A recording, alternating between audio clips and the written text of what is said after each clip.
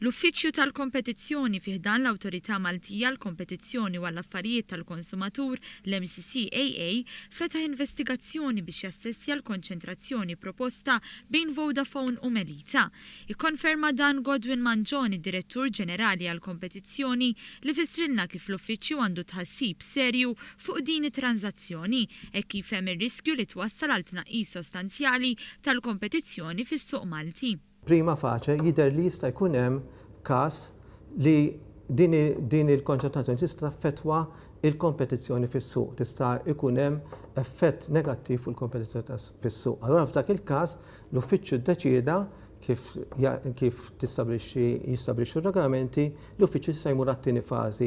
Godwin Mangione qal li dan it-tħassib wasal wara li f'perjodu ta' madwar 6 ġimgħat minn mindu rċivew in-notifika dwar din il-proposta assessjaw jekk hemm xlok li din tiġi approvata jew le. Il-fażi li bdiet issa ser tkun qed tieħu madwar 4 xhur. Naturalment, f'dawn l-4 xhur aħna nagħmlu nerġgħu jsiru laqgħat iktar dettaljati mal-partijiet konċernati, kif ukoll ma' persuni jew entitajiet li nħossuhom li għandhom jilagħbu parti importanti biex nieħdu idea tagħhom tas-suq.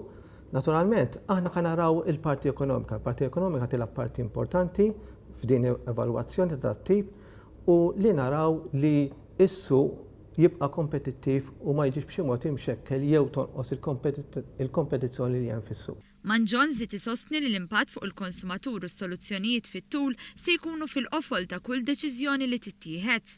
Il-vantaġġ li wieħed jieħu minn kull konċentrazzjoni li jsir huwa li l-konsumatur jiggwadanja minn dak il-benefiċċji li wieħed li l-kumpaniji li qed jingħaqdu se jgwadanjaw.